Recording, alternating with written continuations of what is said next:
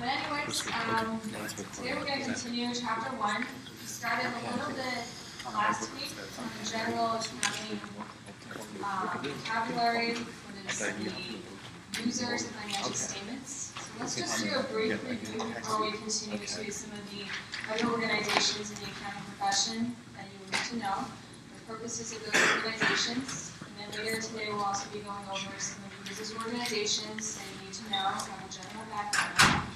We'll be focusing on the corporation type of business, because again, we're learning throughout the entire semester, we're learning how to do financial statements for corporation type of business. Okay, so let's just do a brief review of what is accounting. So after this slide, there were a few bullet points of the main points of what accounting represents in the business. So tell me just some of the characteristics. What exactly is an accounting system? How does accounting play a role in the business?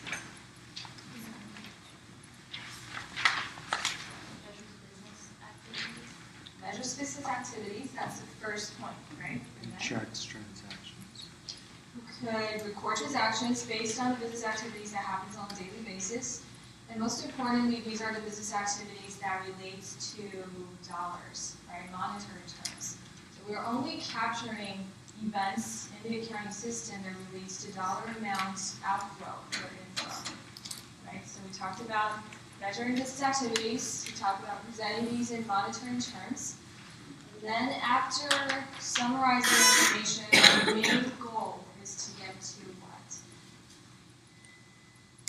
Main goal. Remember the 4 things? Income statement. Financial statements, which the first one is income statement. Anybody remembers the main ones? Statement of retained earnings. So all of these we'll be going over in more details later. We also have balance sheet, which is a more comprehensive statement compared to the first 2. And we have statement of cash flows. Okay, so there are 4 statements. What we're trying to do is to capture information that happens, the business activities that happens on a daily basis within the organization, summarize this information, provide them in a set of reports so that people who work outside the business, and if they contributed capital to the business, and lend money to the business, will have an understanding of how the business happens to operate, how well the financial position is. Okay, so the whole purpose of learning all of these, our goal at the end is to learn how to do a set of financial statements for a corporation, because we want to communicate business operation results to decision makers. Okay. So speaking of decision makers, remember we talked about a few parties that needs to know the information of business activities. Did you name a few? Creditors. We have creditors. Investors. These are the people who borrow money to the corporation. Investors. Investors contribute capital to the business. Business owners. The managers, they need to set goals, revise their strategies. These are the people that listen to financial information. There's also individuals, taxing authorities. The taxing authorities needs to revise corporate income tax, whether the filing is correct, how much the governmental agency is going to tax the corporation based on sales information provided. Okay, so we have owners, again, that needs to set the goals, adjust the goals based on past information. They also need to set budgets for future seasons based on past information. Investors contribute capital to the business. We'll be going over the details of what corporation is about. This links to the importance of why investors need to know the financial information. Because they're contributing capital to the business, but obviously they want to know how well the business is doing. We definitely don't want to throw their money in a corporation and never get return back from it. Okay, creditors, we have the party who loans money. It could be a bank, it could be other corporations that borrows money, signs on promissory notes to the corporation. They need to get the money back later, plus interest, usually. This depends on the time frame. There's also interest involved. Creditors need to evaluate how well the business is doing and whether or not they're able to pay back. Okay. Individuals, you and me, if we're neither of the other parties, bank statement, credit card statement, broadly speaking, we use that to analyze your allowances, your expenses. You can also set some of the plans for future months, how much money you're expecting to spend. Generally speaking, you're also utilizing some accounting information that you use to your own personal activities. Because it's not business activities, it's still accounting information that you use to your daily expenditures, your daily allowances, or if you have a part-time job or part-time salary.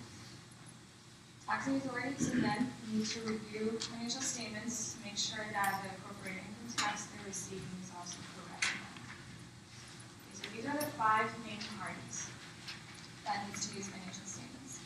So in terms of users, in terms of the purpose of information, we can further divide the accounting field into financial accounting and also managerial accounting. Okay? So the main differences between these two fields is whether or not these users of financial statements are working inside the business or they are people outside the business. Okay, so we're learning in this course financial accounting is the first listed here. We want to provide information for external users. Meaning these are the people that don't actually work in the business. They're not able to monitor and evaluate daily operations themselves. However, they do contribute capital to the business, so they have a right to know what's going on with the company. So investors, creditors, taxing authorities, these are the people, the party that works outside the business, but they base their important decision on the financial statements information disclosed from the corporation. Okay, so when we're learning this course, we're focusing on the upper part. Later on after you take the course, we'll be taking managerial accounting. Then the focus of the information, the audience is targeted on people who work inside the business, management level. It could be different departments management level. So these information compared to the set of financial statements, relatively speaking, is not as comprehensive, not as exhaustive, because really these managers from different departments, they may only need to know, for example, purchasing side of the information or sales side of the information. So this information we're learning in another course, they'll be more geared towards specific managers' requests of the accounting information in certain departments, certain business cycles. Okay, so as opposed to that, financial accounting is more comprehensive. The set of information that we provide is income statement, retained earnings, balance sheet, cash flows, is more comprehensive and more thorough. Because our audience are the people who work inside the business that needs to know the information that happens within the business within a certain period, so they're more comprehensive in a sense compared to the information here provided in managerial accounting statements where the audience is people who actually works within the firm. Okay, so the division here is based on in terms of the users of financial statements, in terms of how comprehensive the statement is. Again, investors, creditors, taxing authorities, people in the parties who need these information, who are not workers or employees in the firm.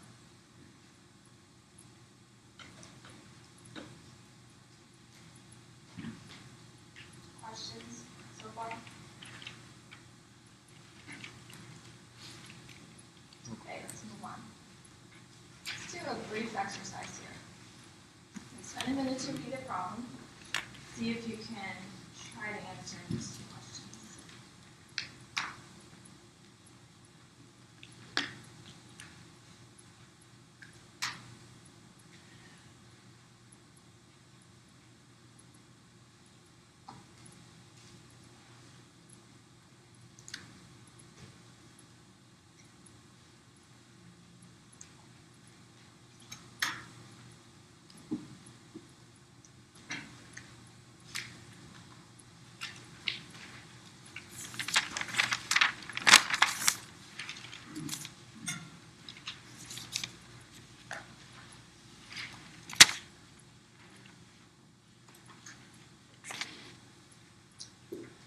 Problem tells you, suppose you're the manager of this company and you need bank loan. You need to request a loan from the bank in order to purchase new equipment. Say the business just started, they don't have enough money. And in terms of evaluating the loan requests, the banker requests information related to the assets, liabilities, stockholders, which really are the information that later when we talk about financial statements, you'll be learning that these are the information that will be represented in the statements. basically, the banker is requesting statements in terms of making their decision whether or not to borrow money to the corporation. The question here is, which of the 5 categories that we mentioned earlier would a banker fall into? Creditor, because these are the party that decides whether or not to loan money, borrow money to be another corporation. Very good. What about the second one? External. It's considered external because the simple answer would be they're not working within the corporation. They're outside parties who are trying to loan money to the corporation. They're not management level, they're not employees, they're not the owners of the business. Okay, so these are the people who work outside the firm, which is why they need to rely on financial statements to make their decisions. Okay, so the purpose again for this entire course, we're learning how to summarize information of its activities in monetary terms so that people who work outside of business have an understanding of what's going on within a certain time frame.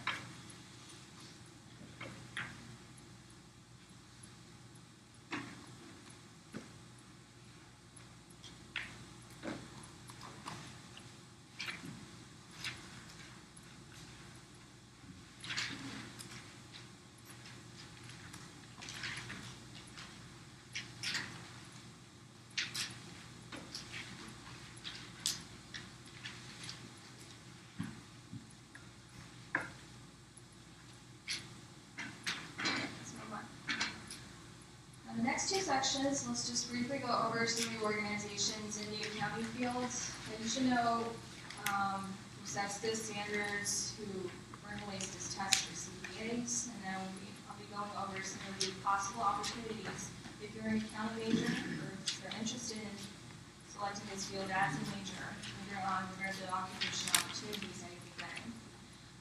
Then business organizations. Later on, we'll be going over different types of organizations, and then specifically then focus on corporation type of business.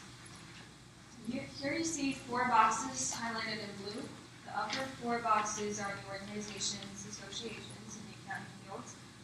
Bottom one here is not an organization, it's simply the initials for generally accepted accounting principles, which basically is what you learn in this course. Okay, so if we start from the top, FASB, this is what we call Financial Accounting Standards Board, its initials. FASB sets the standards and formulates the principles that accounting field as corporations, when they file financial statements, they need to follow these set of standards called generally accepted accounting principles. And so FASB is a privately held organization and it sets the standards for this is a U.S. rule book for accounting called Generally Accepted Accounting Principles. So what you will be learning in this entire course basically is elementary level of GAAP. Called GAAP is Generally Accepted Accounting Principles. Later on, you take intermediate courses, advanced accounting courses, you'll be learning even more comprehensive set of principles in GAAP. Okay, so throughout this entire course, from chapter 1 all the way to the last chapter, everything you learn in these chapters is part of this GAAP, Generally Accepted Accounting Principles, set by Financial Accounting Standard Boards. This Financial Accounting Standard Boards, this is a privately owned organization. It's overseen by the U.S. governmental regulatory agency called SEC. So if you have been following business news, you probably already heard about SEC.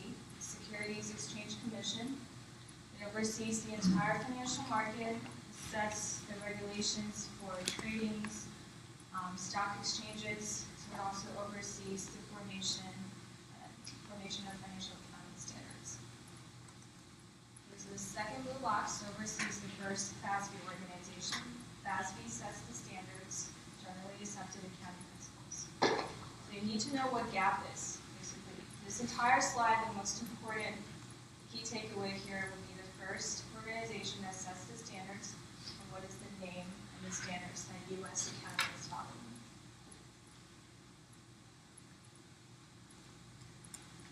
Other associations, AICPA stands for American Institute of Certified Public Accountants. So this is Association for CPAs, and they set the ethical standards that auditors need to follow. They also create the CPA exams.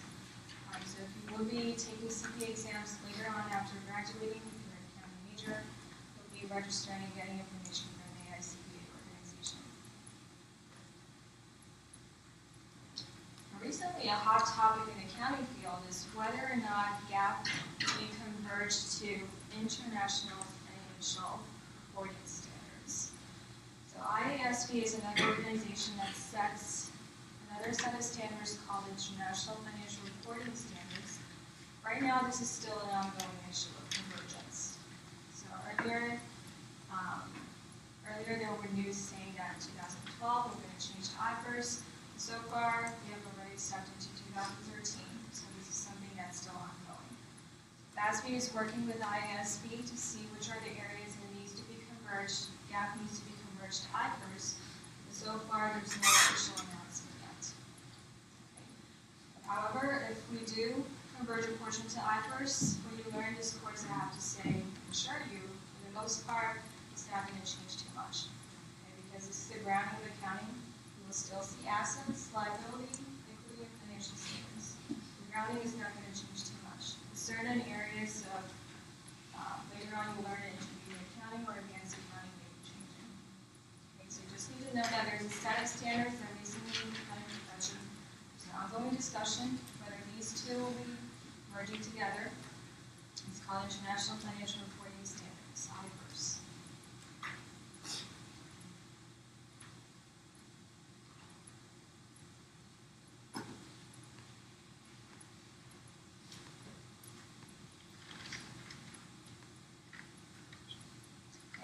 So the main focus here, you need to know what is the organization that sets the standard, FASB. It's overseen by SEC, governmental regulatory agent that oversees financial market. The standards that we're following and we're learning in this course and also later accounting courses are all part of generally accepted accounting principles.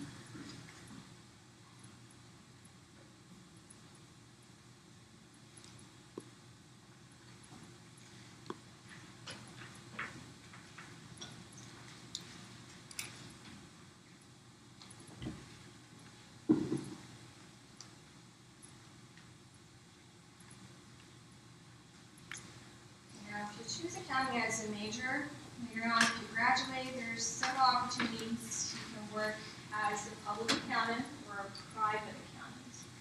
So public accountant is often we hear as auditors of big four firms. Deloitte, PricewaterhouseCoopers, KPMG, Ernst & Young.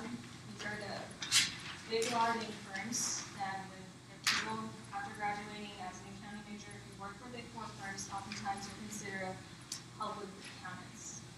So the major part of your work is to examine financial statements that you'll be learning in this semester, examine financial statements of corporations, assuring that those statements are without significant error or fraud. Okay, so the major part of what public accounting does as auditor is to examine financial statements, assuring the public that financial statements are without material misstatement, meaning without significant error, without fraud.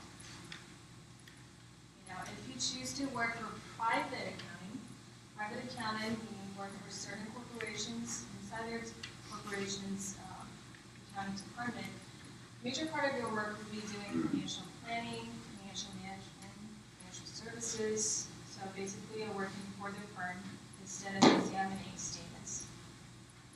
Okay, so we have public accountants and private accountants. Public accountants, if you pass, you get the license, pass the exam, get the license, you become a CPA. Private accounting, you can also get the license, it's called CMA, Certified Management Accountant.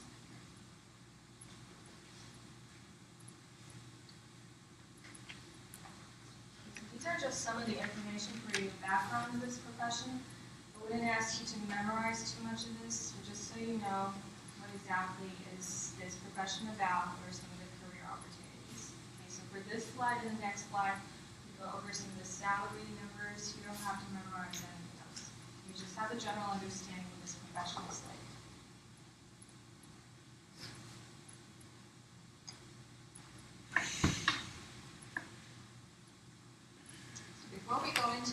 viewers want to guess how much an accounting can make annually?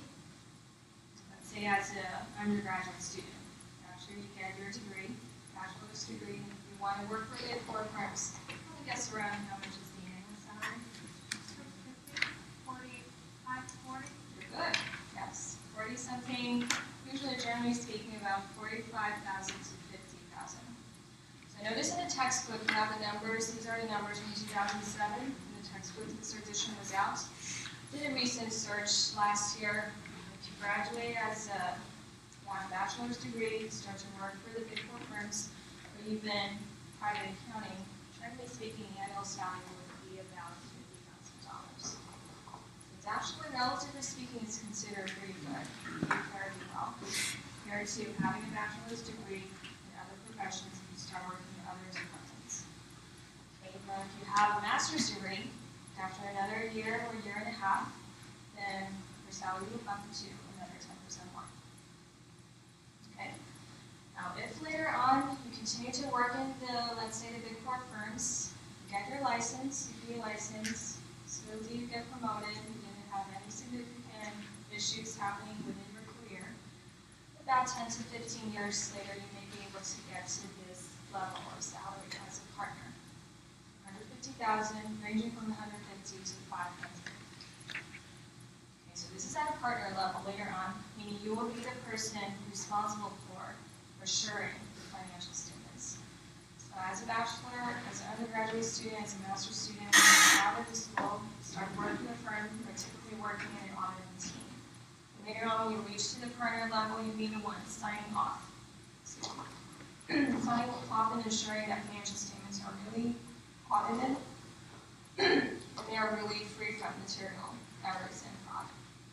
Okay, so this is a general background of if you work for a public accounting firm, it will be the starting salary. If you work for a private accounting firm, generally speaking, if you reach to the CFO level, it will be about the same as a partner here in the CPA firm. Okay, so both ways are pretty good opportunities. If you choose accounting as a major, you can see that I'm selling it here. But definitely, I have to say, in terms of coursework, there's a lot of loading, a lot of work to do. So typically, the coursework for accounting majors, compared to other disciplines or other fields in the business, the course load is heavier, slightly. Okay? But if you really get the concept and you find yourself interesting in this area of knowledge, then this definitely could give you a lot of opportunities. Not even public accounting, private accounting, you can also work for taxing authorities, if you're interested in tax areas, also governmental accounting.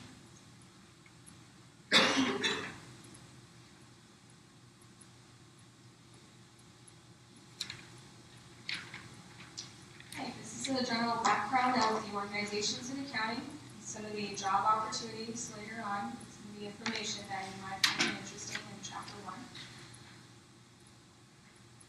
Other things to mention briefly is just the ethical standards for these both of these career opportunities. So for public accountants, CICP has a standard of professional conduct. It includes guides. CPAs have to do their work in terms of independence issues, due diligence, their responsibilities, how to work with clients. IMA, private accountants, they also have, this association also sets the ethical standards for these private accountants to follow and abide by.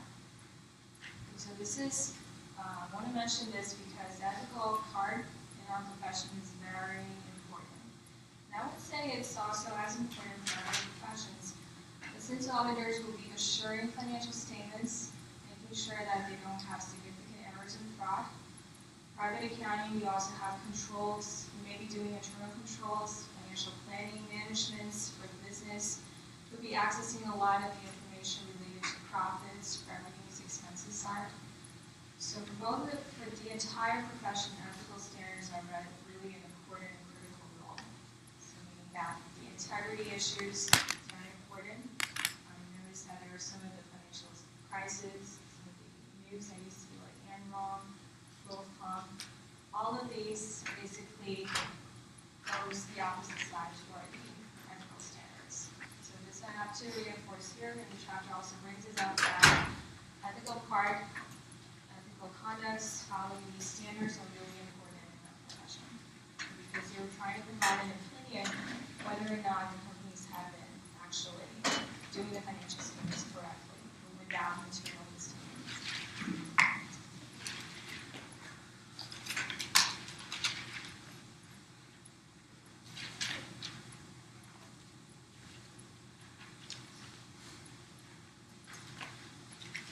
Let's move on to the next section here. I'm going to go over some of the different types of business organizations. I'm trying to introduce to you proprietorship. At a general level, we would say that business organizations can be divided into 5 types. Okay, so we have proprietorship, partnership, corporation that I highlighted in purple. This is the one that we're going to be focusing on this entire semester. Limited liability, partnership, and company, and not-for-profit. So just by the terms here, you can see that first proprietorship has a special characteristics that is very different from all the others, is that there's only one single owner, one single business manager in the entire firm. So proprietorship means that you don't have multiple partners, you're the only one in charge of the entire firm. Okay. Single owner that opens up a firm, it could be an attorney firm, it could be an accounting firm, tax services, attorney firms that takes care of lawsuits, consulting services. As long as there's only one person in charge of the firm, it's considered a proprietorship type of business. Okay, as opposed to that, partnership, basically just by its name, you know that it has multiple owners. So there are 2 or more partners, co-workers, co-owners of the firm. And both of them, they have a binding contract.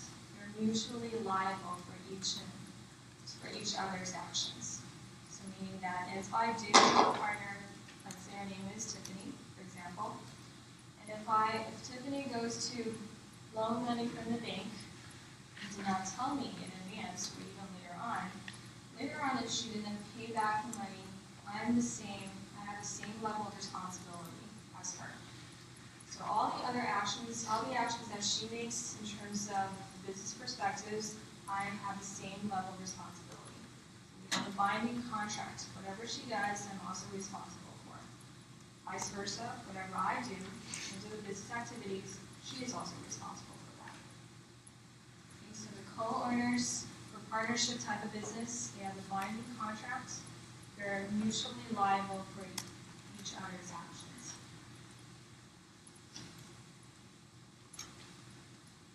For these type of business, the partner, the co-owner that you choose to form a firm will be very important. You have to have a certain level of trust in that person. Now, as opposed to partnership, that kind of binding contract, LLP stands for Limited Liability Partnership. Just by its name, limited liability means that each and every partner and owners are only responsible for their own action. Introducing this at a general level, in terms of business law, there's also more detailed restrictions. Some of the LLPs, they have to have a general partner that is usually liable for everybody else's actions. But generally speaking, at a general level, this has an opposite characteristics compared to partnership. So limited liability, for the most part, the 2 or more partners, they're only responsible for their own actions. So what partner A, partner B does, it's under their names. It will not affect my personal bank account. Or I'm not responsible to. I don't have the same responsibility as for their actions. Okay, so this type of business, since it protects partners based on their own actions, it's considered more popular compared to the second partnership type of organization listed there. Not-for-profit organization, it's easier to understand. Basically, the purpose is for education, charity purposes, could be religious purposes. These organizations, they don't really call, the people who control these organizations are usually called just members or fiduciary board members. They call themselves owners or managers. So these are volunteers who set up the organization for the purpose of religious, charitable, educational goals. Okay, and usually not-for-profit, their income are not taxed by the taxing authorities either.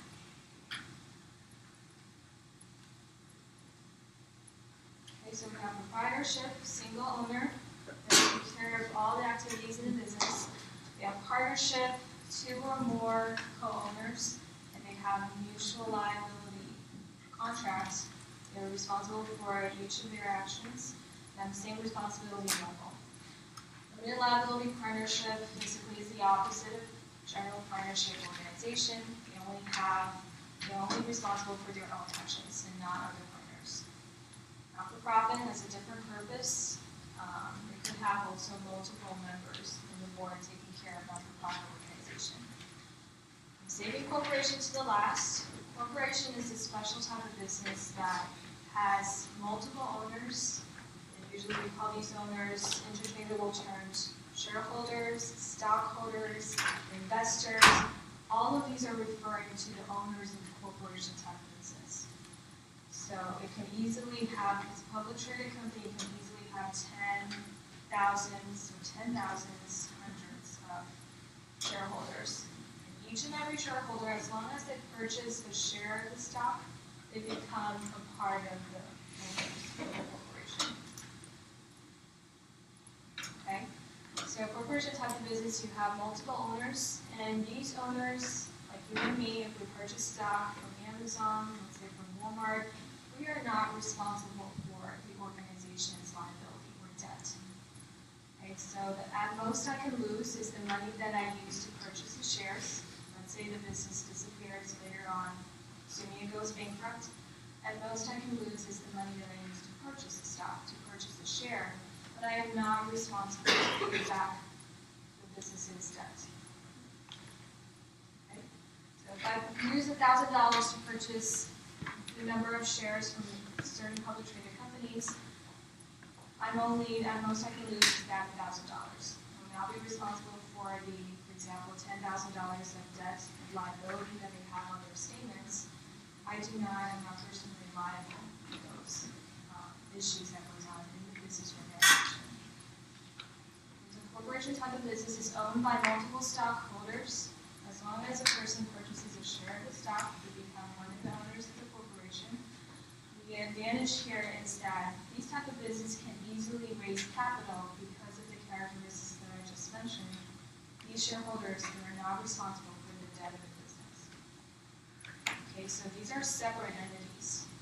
We as shareholders and the organization, the business itself, we don't have the same accounting records. But for proprietorship or partnership, generally speaking, they're personally liable for the debt that happens in the business. So let's take a look at this table. It's even more clear. This states all the characteristics here. We'll be focusing more on owners and liability for these owners. We can take a look at the first column here, proprietorship, and it has one single owner, and the proprietor owner is personally liable for all the actions in the business. Okay, so in a business law perspective, the person who is in charge of the business and the business itself are not separate entities. So any debts that occur in a proprietorship firm, the debt holders has the right to seek the person who's in charge of the business to pay them back. That's what it is.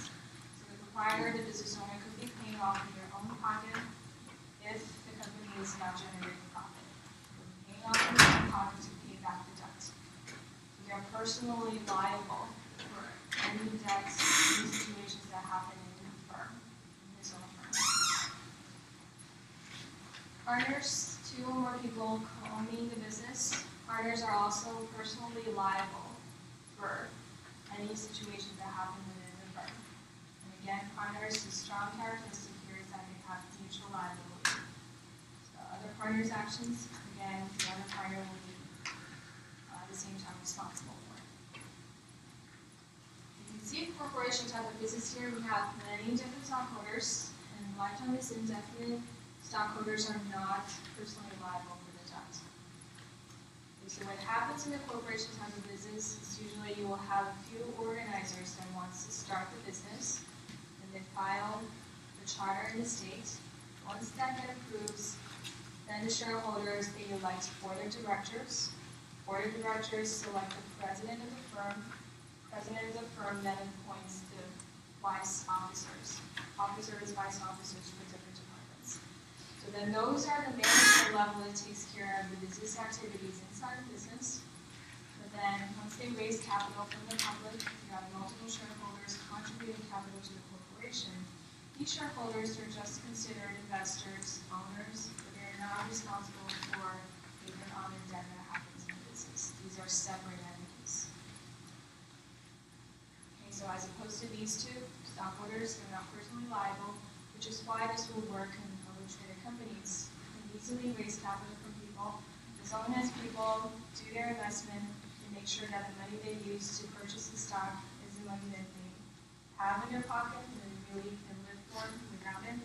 And most they can lose is just the money that they purchased stock from, nothing more than that. If things are going better, if the company that you contributed capital to are prospering or growing, perhaps later on when you sell the stock back to the market, you can generate profit in return.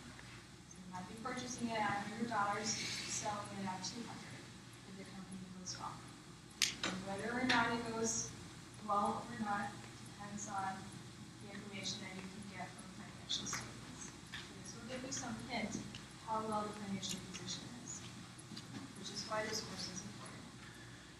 Okay. All right, so for this entire table, really the important part is to know the owners, how many owners are there in different types of organizations, in terms of liability, whether the partners are personally liable or not. So we'll be focusing more on the first two organizations. Okay, so since this is not really a business law course, we're just focusing on the points, the main points of this general business background. I want to get to this in this chapter. These are the more important things for the chapters. Any questions so far?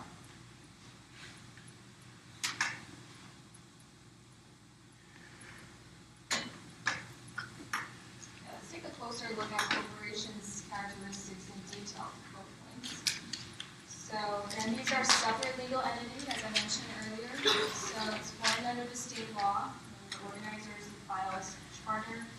Once it gets approved, and once the company starts to issue the first share for the corporation, then the corporation officially exists in the business.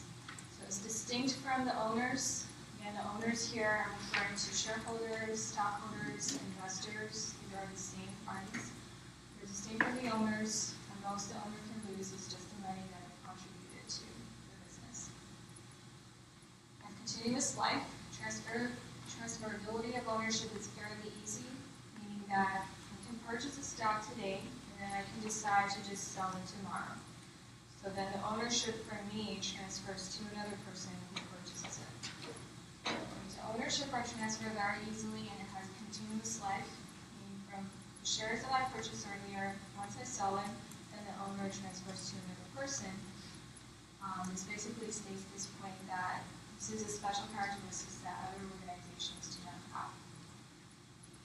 Okay, because this corporation type of business is the only organization that will be able to publicly disclose financial information and also publicly trade their stocks. No mutual agencies, generally speaking, the vast number of shareholders do not act on behalf of the corporation. So the exception here will be if an officer at the same time also is a shareholder, then that's a different story. If that person is also managing the business, then of course they have certain rights and authority to act on behalf of the corporation. Otherwise, the vast number of shareholders, you and me, if we purchase stock from Amazon, we do not take care of the business activities that happens within the firm. That's what this means. Okay, so we are separate entities, and also there's no mutual agency. We don't take care of corporations' tasks.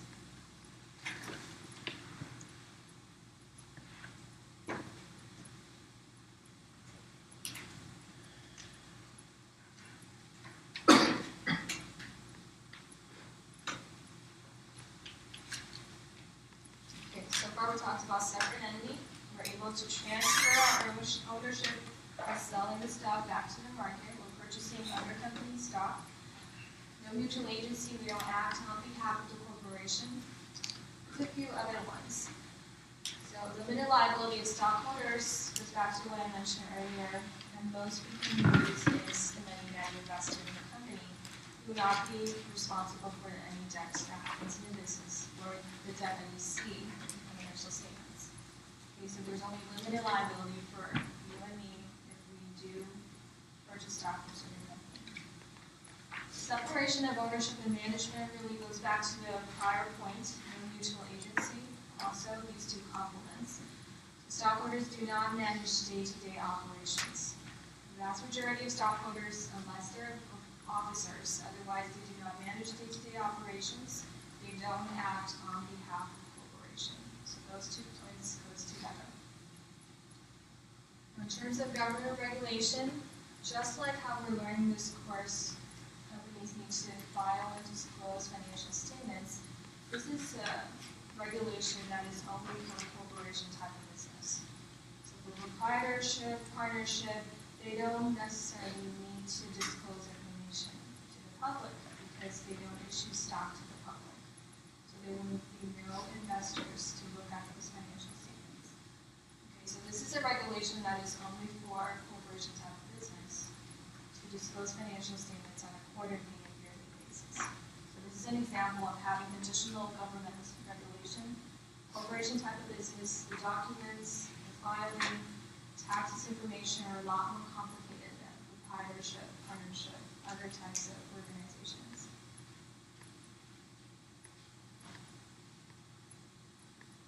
Okay, so speaking of regulations and taxes, the last part would be on taxation. You just need to know here that income taxes, corporation type of business, it's double taxed. So meaning that, remember earlier we talked about taxing authorities needs these information. So corporate income tax, this needs to be filed to IRS. At the same time, if the corporation rewards investors, give them dividends. So dividends, we'll be talking about this a little bit later. Basically, this is a reward to shareholders. You and me, if we are shareholders of a certain corporation, this at the same time, when I file my personal taxes, will be taxed as well. So this is what the double tax means. Corporate income tax will be taxed altogether, and then also the dividends they issue to shareholders, they reward shareholders for, in the shareholders' perspective, when they file their personal taxes, it also has to be taxed as additional income. And so other than that, there's also state franchise tax to make sure that a company is viable in the field. This is something that's also different from other organizations.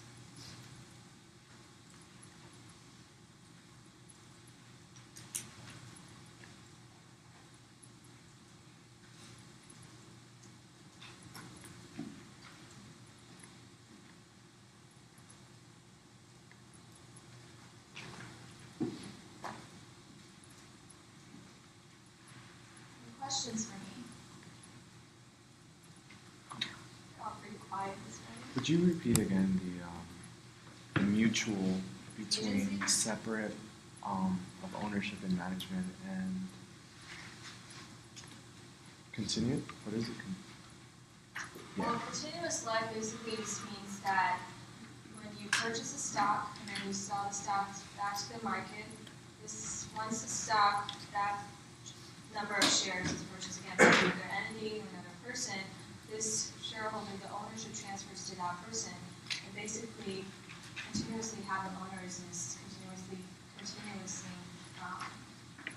continuing the life of the organization, I should say. So this is a characteristic that you don't see in other organizations because they don't issue stock, right? And the purpose of issuing stock is to raise capital for the organization. At the same time, you can decide today to purchase a stock, and if you regret it, if you want to change your decision, tomorrow you sell it back to the market, the ownership transfers to somebody else. So that's basically what it means, special characteristics compared to other organizations. So all the bullet points we're listing here is we're trying to make a distinction between this type of entity with proprietorship, with partnership. You know, for no mutual agency, stockholders, you and me, who purchase stock, we don't act on behalf of a corporation. You know, we don't make decisions for Amazon, we don't make decisions for Walmart, right? Because we know know for a fact that there's a board of directors, they appoint officers to take care of corporation issues. We are just contributing capital. That's what it means. Okay. There's no mutual agency, and this point goes also hand in hand with separation of ownership of management. It's basically the same point. So ownership are the people. As long as I own one share of a certain corporation, I'm one of the owners. But again, if I'm not the officers, I don't take care of the issues inside the business. Okay, so separation, distinction between owner and management. The last one we asked was separate legal entity, right? So separate legal entity, as opposed to proprietorship and partnership, corporation, again, you have different, think of it as this. You have your own personal expenses based on your allowances, your part-time job. The business has their own records. So it's a separate entity. You do financial statements. This is only related to business activities. Even though I am a shareholder of this business, my personal expenses, the money that I use for grocery, purchase clothes, even though I'm an owner, it doesn't go into their accounting records. It's separate. Okay? Separate entity means that organization itself is an independent entity. You have your own accounting records, financial statements only relates to business activities within the firm. Me as an owner for that corporation, all my personal expenses and activities, even though I'm an owner, doesn't go into that account. So it's separated.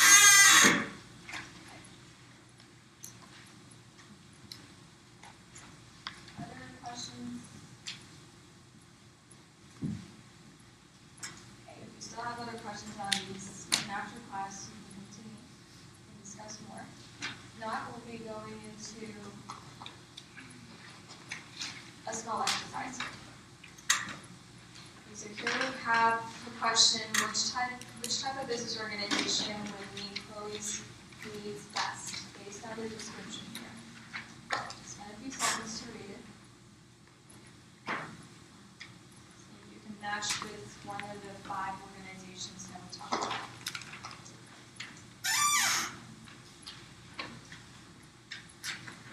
Corporation. How do you know that? Well, corporations focus where they raise capital and selling stock. And all the other organizations do not have this feature, right? So that's basically the key of this problem. If you think about a limited life, other organizations may also have it, for example, non-profit, limited liability partnership. Limited liability also is a feature that a limited liability partnership has. But if you think of the aspect of raising capital easily, and if it's also from the public, this would be the only characteristic, that only corporations have in business tax. Okay, so if you join these 3 aspects together, then the answer would be corporations have a business. You can also refer to the table that we just talked about. Remember, 5 different organizations and characteristics. Some of them, they all have unlimited life, limited liability, in terms of raising capital very easily. That's the whole point of having public sector companies. You can raise capital from general public, even though these people are not working in the business. They're just contributing capital to the business. But then later on, they look at financial statements, they can decide whether or not to buy back the stock, sell it back to they can decide whether or not to sell the stock back to the market or even purchase more. So raising capital very easily, corporation type of business is the one that is able to expand their capital very quickly and easily in the market.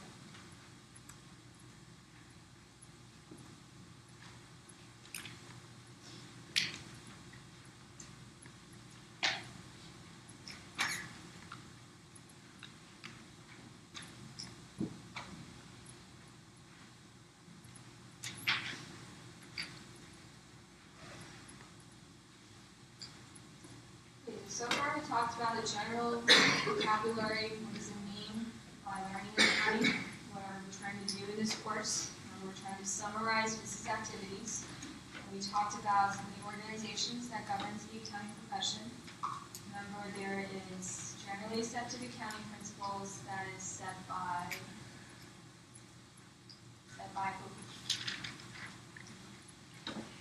Generally accepted accounting principles is formulated, set by an organization called FASB, Financial Accounting Standard Boards. And NASB is overseen by SEC, Security Exchange Commission. There's also an organization for CPAs, American Institute of CPAs. There's also IASB. There's a hot issue related to whether or not US GAAP is converging to international standards. And we talked about business organizations, proprietorship, partnership, corporation type of business, non-for-profit, and also limited liability partnership. Make sure when you go back after today's lecture to take a look at that table again. In terms of owners, do you know how many owners are there in different types of organizations?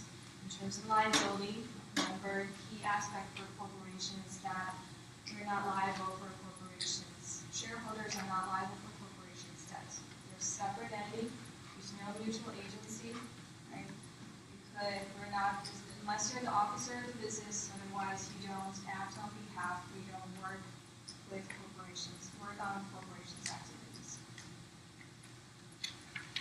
In the second half of the lecture, we'll go into it after this. So what type of business organization is owned by shareholders? Should be easy. Corporation.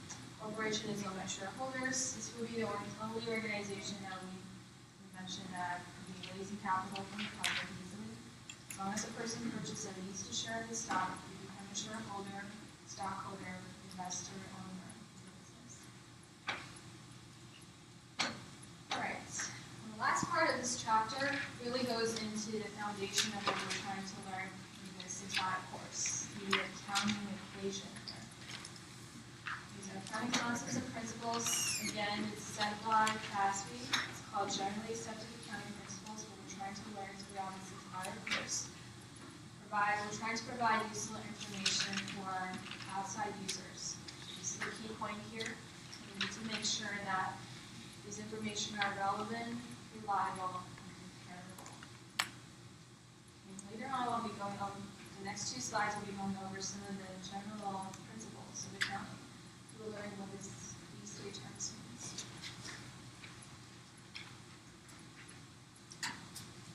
In a general sense, what relevant means is that these activities that we capture again has to relate to business activities in monetary terms. Otherwise, we will not be capturing or journalizing them.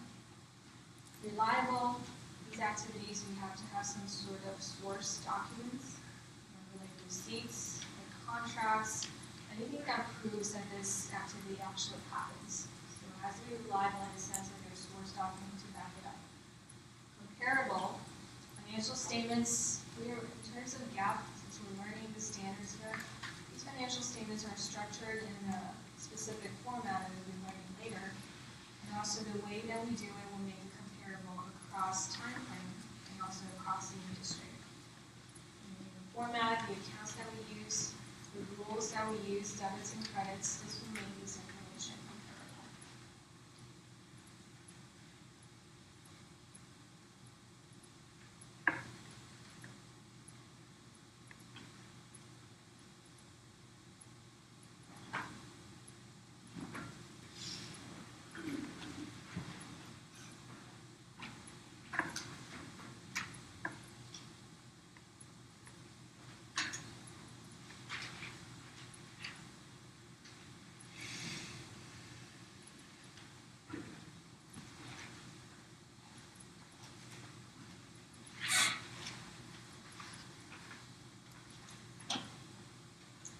Let's move on to some of the principles I'll be going over in this course. So again, before we go into accounting equations, these are just some of the, think of these as the games for accounting, the rules for the games of accounting. We have some of the concepts that we need to follow and what does it mean when we look at financial statements. It's basically grounded in these 5 concepts here. We have, again, the entity concept, which is very similar to what we mentioned earlier for corporation type of business. Again, the business itself is separated from the owners. So this goes back to the point that I discussed with you all earlier, that business entities' records are different from my personal records. Even though I'm an investor, shareholder of the business, my personal expenses, money that I get from a certain firm, if I work for a firm, is separated from corporations' activities. corporation's accounting records that will be represented in financial statements. Okay, so I'm a shareholder, the expenses that I make, groceries expenses, any shopping-related expenses do not go into financial statements. You know, part of the job that I did was just contributing capital to the business, becoming a shareholder, but the accounting records are separated. So entity concept, meaning when you look at financial statements, all the numbers that you see only relates to business activities within the firm, nothing more than that. Faithful representation principle, making sure that accounting information that you see on financial statements are complete, neutral, and free from material error. Okay, so meaning that all of the journal entries, later on we learn about entries, numbers, debits, credits, all the activities happening in the business has to be backed by some sort of source document. Reliability often goes together with this faithful representation principle. So when you look at financial statements as investors or as creditors, you have a certain competent level that these information represented here, these activities really did happen because it has to be backed by some source document, receipts, contracts. Otherwise, it will not be recorded here. Okay, so this information, this faithful representation principle basically makes this information outside users to have a certain level of confidence when they view this information, knowing that it's not made up, supposedly they follow these accounting standards. Cost principle, this is very important to know, very important to keep in mind. From now and then on, a lot of the transactions, all of the transactions in accounting will follow the cost principle. Okay, so meaning that today, if our purchase supplies at $100, so today the price is $100. Next week, if I found out that the price is $200 for that same product, the same supply, I don't go back to change what I recorded yesterday or last week. So whatever is the price that you purchased for a certain product last week when it happened, you recorded that day, and that will be the cost of the supply that you be capturing in accounting systems. If next week or next month, the same supplies, same exact product, the price is raised to a certain level, I don't go back to change the record because last week I actually just paid out $100 for that supply. So meaning that whatever happens on a daily basis, whatever is the price that you use up to purchase something, whatever is the price that you receive from customer, that will be captured on the very same day based on the money that you spent. Later on, you don't go back to change it. Okay, regardless of later on the market price raised to 3 times more than what was there last month or last week, you don't go back to change the information because that's the exact amount that we actually paid. So for each and every transaction, we have a source document, and based on the source document, whatever is the amount that you used up, the amount that you received, that will be the cost that you will be recording in the accounting system. So later on, the same exact service, same exact product, you have different prices 2 months later, you don't go back to change that entry because that already happened in the past. That's the amount of money that you received and paid out. Okay, so this is what the cost principle means. Assets are recorded at the purchase price and also at the very same day.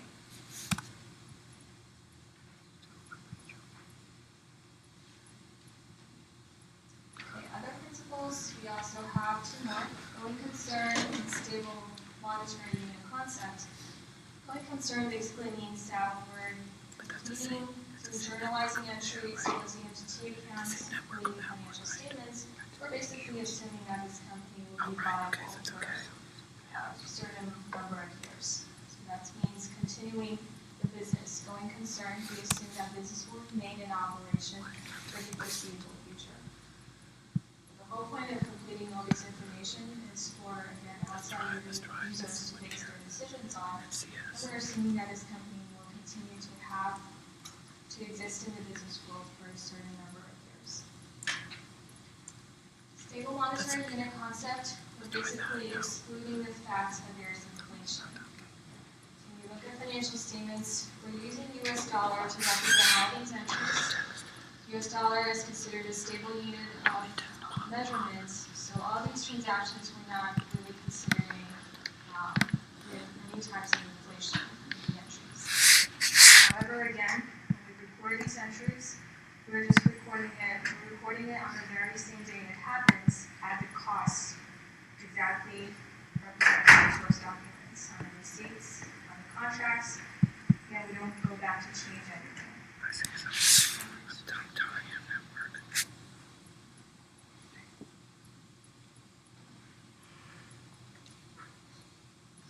I know this is a lot of theoretical background here. So usually the first chapter takes a longer time to get everybody used to the concept.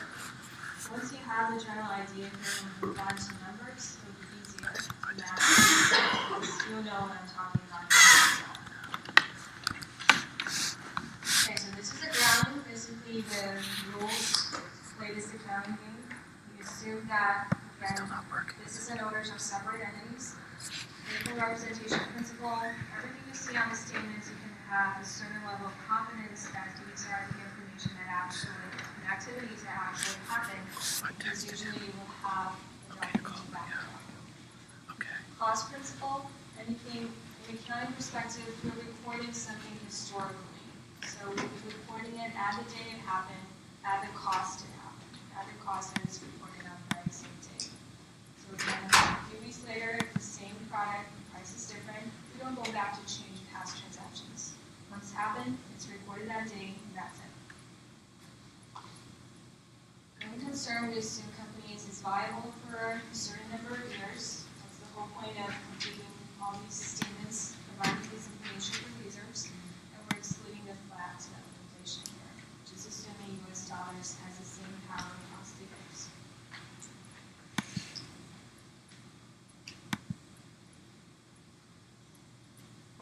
Any questions? No, I have a question for you. Generally accepted accounting principles, as I mentioned earlier, still remember who formulates it? A Financial Accounting Standard Board. It's very good, and it's overseen again by SEC. So just remember that when you learn this course, you want to point out that it's part of GAAP. So later on, when people ask you, you're learning this course, it's part of the standard accounting principle. Yes, it is. It's part of generally accepted accounting principles. So is the content you'll be learning is intermediate accounting, advanced accounting. They are all a portion of generally accepted accounting principles.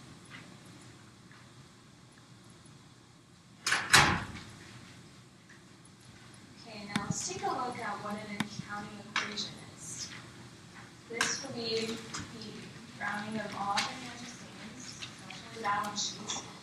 Balance sheet would see the left-hand side assets would equal the right-hand side liability plus equity. So at a high level of interpretation, let's just think of this as a bunch of things that a company owns. A bunch of things that a company owns. The value of these assets would equal a bunch of things that you owe to a third party plus the remaining value of the business. Okay, now it's on. And so the definition of assets really is the business resources, economic resources in the business, what the business owns, what they use money to purchase. It's on. And also these are the things that help help the business to generate profit, generate sales revenue, service revenue, these are the economic resources. Liability and equity, they're both claims to economic resources. So they're requesting some sort of resources from the asset section. That's what it means. And now if we rearrange this equation a little bit, this also equals, this is the same as saying assets minus liability equal. So meaning what you own in the business, altogether the value of what you own, minus what you owe to the bank, owe to creditors, what you owe, will give you equity, which is the net worth of the business. It's coming down. Okay, so assets is what you own, liability is what you owe.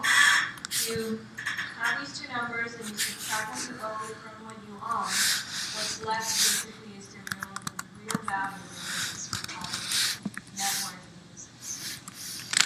And so these are the things that business purchases to help them generate service revenue, generate sales. This is the money that they borrowed from other parties, creditors. Subtract what you owe from what you own gives you the remaining value, the net worth of the business. So we call it.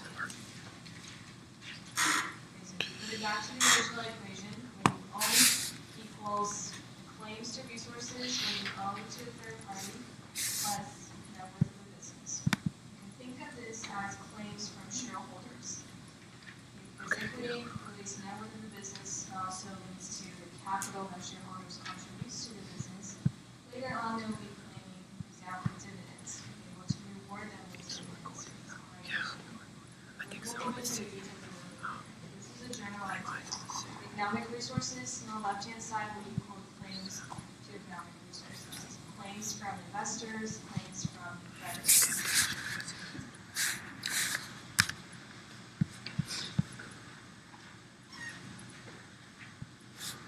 That's a red one. I guess it's a red one. Okay, let's fit this in with numbers. Yeah, So let's say altogether the value of assets were $5,000, and what you owe to bank or third parties altogether worth $2,000. So if you subtract the $2,000 from altogether the value of assets that you own, the net value, net worth of the business really is only $3,000. Okay, so that's what this entire equation means.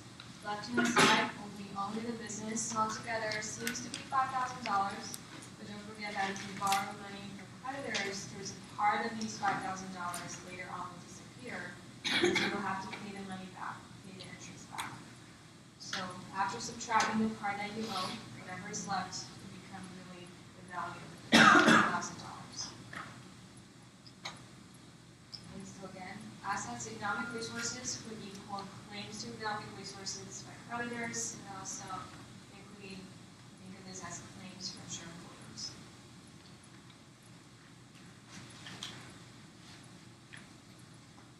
Take a closer look at assets definition. Again, assets are the resources that benefits the business in the future. Some of the examples here. Cash definitely is the most important asset the business has. All the other business activities pretty much all leads to cash. And if it's not cash immediately, it will be cash later on, accounts receivables. So cash is the thing that you use. We all know what cash is. We use this to purchase materials, to purchase furniture, purchase land, purchase inventory. You may be trading an asset cash for another type of asset. So if you purchase a piece of land, purchase furniture, purchase equipment using cash, and you're exchanging cash asset for another type of equipment asset or machine asset. And that is an example of a business activity that involves two types of assets. Maybe also just receiving cash from a customer, from a client, or if you are a company that sells products, retail company, merchandise company, the customer purchases products from your business, from your store, you'll be receiving cash. So this at the same time will increase asset account. Okay, so cash is an example of asset. Each and every large categories, we have a lot of different accounts under them. Okay, so right now the slide we're showing here is the left-hand side of the equation, asset category, and there can be multiple accounts under financial statements that are all considered asset. So these bullet points are a few examples here. Later on, when we go through this semester, we'll be adding into these asset accounts. There are a few others that we haven't mentioned here. The general idea here is these are the things that supports the business to generate money, more money. These are the things that you use the money to purchase from. Machinery, maybe helping the business to manufacture new products. Furniture, land, you need your merchandising business, you need a place to build a store to actually sell products to customers, to generate sales revenue.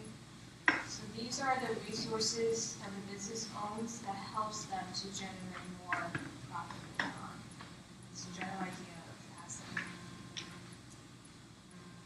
Okay, I'm going to stop right here.